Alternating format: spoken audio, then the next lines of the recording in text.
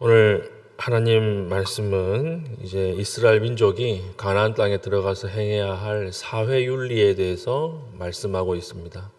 사회 윤리 중에 가장 근본이 되는 것은 뭐냐? 공의로 심판하라고 하는 것입니다. 공평하게, 정의롭게 심판을 하라. 이것을 아주 강조해서 이야기를 하고 있죠. 그래서 18절 보십시오. 내 하나님 여호와께서 내게 주시는 각 성에서 내 지파를 따라 재판장들과 지도자들을 둘 것이요 그들은 공의로 백성을 재판할 것이니라. 이를 보면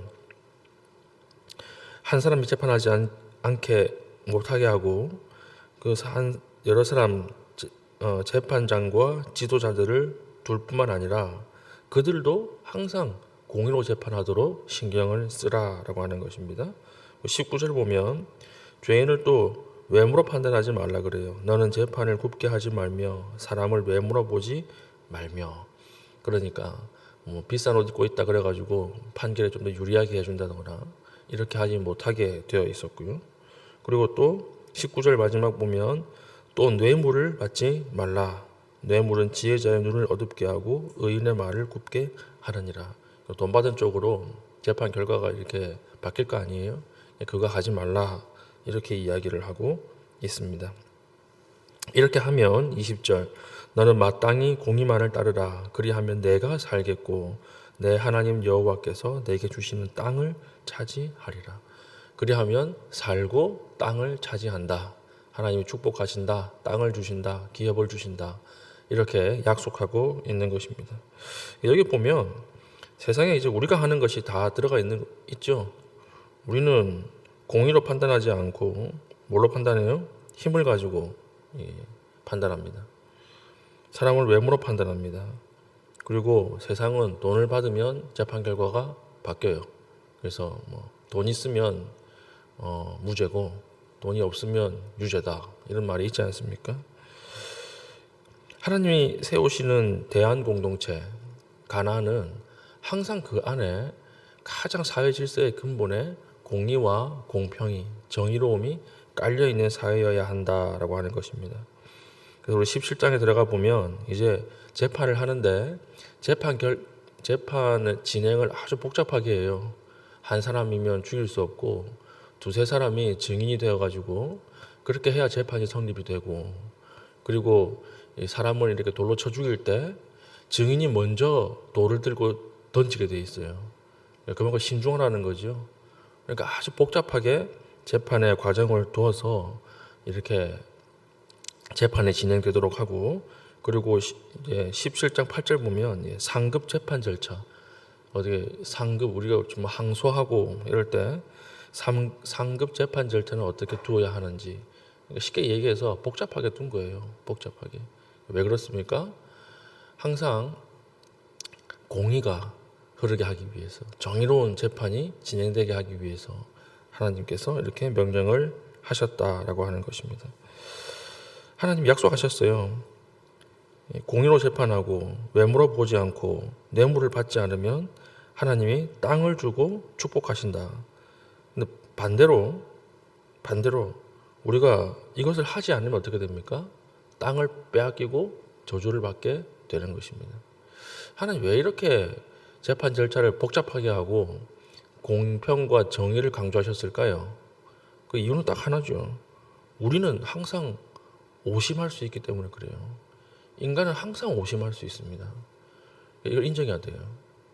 우리가 판단하는 것이 완벽할 수 없습니다. 그래서 우리 게임 같은 거 보면 스포츠 룰 보면 심판이 항상 오심하잖아요. 그래가지고 요즘은 카메라 장비 들어가가지고 보는데도 그래도 오심해요. 그래도 카메라도 오심할 때가 있지 않습니까? 그러니까 우리는 항상 잘못 판단할 수 있고 실수할 수 있는 것입니다. 내가 지금 한 말도요 1초 2초 뒤에 똑같이 말 못합니다. 제가 지금 이 설교하고 있지만 1초 뒤에 제가 했던 말 똑같이 말 못해요. 그래서 녹음기가 발명이 된 거예요. 우리는 똑같은 말을 할 수 없고 똑같은 행동을 재구성할 수 없고 정확하게 판단할 수 없습니다. 그렇기 때문에 하나님께서 우리에게 명령하신 것은 무엇입니까? 사랑하라는 거죠. 사랑하라. 사랑하라. 최종 판단은 하나님께 맡기고 너희들은 사랑하라. 근데 사랑으로만은 안 되는 부분이 있잖아요. 민사상, 형사상 그런 부분에 대해서는 재판 절차를 아주 복잡하게 해서 최대한 억울한 사람이 없도록 그렇게 하나님이 만들어 두셨다라고 하는 것입니다. 그래서 민수기 5장 같은 데 보면 이런 이야기가 있어요. 율법이. 아내가 임신을 했는데 남편이 이제 의심을 하는 상황이 있을 수 있지 않겠습니까? 아무래도 내 아이가 아닌 것 같은데 이런 경우가 있을 수 있잖아요. 그때 어떻게 해야 되는가에 대한 율법이에요. 민수기 5장에 보면 남편이 아내를 머리를 풀어 헤쳐가지고 그 당시에 여자가 머리를 푼다라고 하는 것은 수치스러운 행동입니다. 풀어 헤쳐가지고 제사장에게 데리고 갑니다. 그럼 제사장이 여러 사람 앞에서 사람들이 다 모여있는 앞에서 토기에 물을 담아요. 그 다음에 회막에 있는 먼지를 한 움큼 집어다가 토기 물에 섞습니다. 이렇게 휘휘 섞어요. 그리고 그 물을 마시기 전에 여자에게 이야기를 합니다. 만약에 네가 진짜 실제로 네 아이가 아니면 이 아이가 네 아이가 아니면 너는 영원히 임신하지 못하고 배가 붓고 그리고 넓적다리에 떨어질 것이다. 그러니까 평생 임신하지 못할 것이다. 뭐 이런 이야기예요. 그걸 믿느냐? 이렇게 얘기하면 여자가 아멘 하고 그 물을 마시는 거예요. 진짜 그 물을 마셔가지고 배가 붓고 살 때문에 그런 게 아니라 배가 이렇게 확 불어오르고 넓적다리가 떨어져 나가면 그러면 하나님 앞에 벌을 받은 거예요. 그런데 그렇지 않으면 그 죄가 없다는 거죠. 여자는. 그럼 보십시오. 그 물을 먹고 죽은 사람이 많겠어요? 안 죽은 사람이 많겠어요? 안 죽은 사람이 많겠죠. 그렇죠. 그리고 먼지 좀 섞은 물 먹었다고 어떻게 죽겠습니까? 이것은 무슨 의미일까요? 무죄 추정의 원칙이에요. 무죄 추정의 원칙. 그 당시 여성이 보호받지 못하기 때문에 일단 하나님께서 무죄 추정의 원칙으로 여성을 대하라. 이 율법 안에 하나님의 사랑과 공평이 녹아 있는 것입니다. 우리가 잘 아는 탈리오법.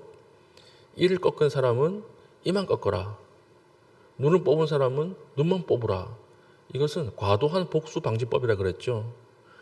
우리는 힘이 있으면요. 내 이를 뽑은 사람 이만 안 뽑아요. 죽여버리죠. 나의 눈을 뽑은 사람 눈만 안 뽑습니다. 목을 뽑아버리지. 우리는 항상 과도한 복수를 하게 돼 있어요. 인간의 죄성이 있기 때문에 그렇습니다. 근데 하나님이 아니다. 그렇게 하지 마라. 그렇게 하지 말고 철저하게 눈만 뽑으라. 이만 뽑으라. 이 말은 과도하게 복수하지 말라는 거예요. 그 안에 율법의 정신 안에는 이 공평이 있는 거예요. 정의가 있는 거예요. 그리고 그 정의 안에는 하나님의 사랑이 있는 거예요. 우리도 마찬가지입니다. 재판 절차를 이렇게 쭉 보면서 하나님이 한 사람이 억울하게 눈물 흘리는 일이 없도록 얼마나 신경 쓰고 계신가 그것을 우리가 알아야 하는 거죠. 그래서 여러분 될 수 있으면 사랑하십시오. 사랑하면 다 돼요. 끝나요. 근데 그게 안 된다 그러면 여러분들 나는 항상 실수할 수 있다. 나는 항상 잘못 판단할 수 있다라고 하는 것을 염두에 두어야 합니다. 똑같은 사실도 이쪽에서 보는 거랑 다른 쪽에서 보는 거랑 해석이 전혀 달라요. 그렇죠.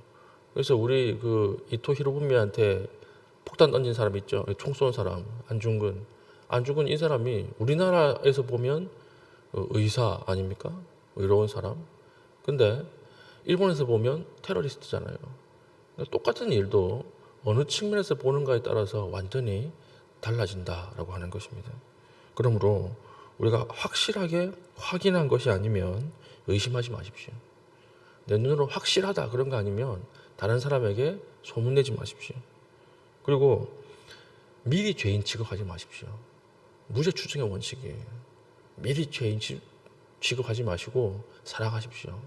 그것이 하나님의 뜻입니다. 그러면 오늘 읽었던 20절처럼 하나님이 네가 살겠고 내 하나님 여호와께서 내게 주신 땅을 차지하리라. 하나님 축복해 주신다라고 하는 것입니다. 오늘 우리가 하루 살아가면서 얼마나 많은 사람들을 정죄하고 판단하고 우리 마음 스스로 결정을 내려버립니까? 저 사람은 사형이야, 무기징역이야. 그렇게 하지 말고 여러분들 하나님 앞에 최종 판단을 맡기시고 그리고 여러분들은 사랑할 수 있게 되기를 예수님의 이름으로 축복합니다. 아멘. 기도하겠습니다. 하나님, 우리 공동체가 하나님의 공의로 충만한 곳이 되게 하여 주시옵소서. 기도하신 이후에 개인적인 기도의 제목을 가지고 기도하시고 자유롭게 돌아가시겠습니다.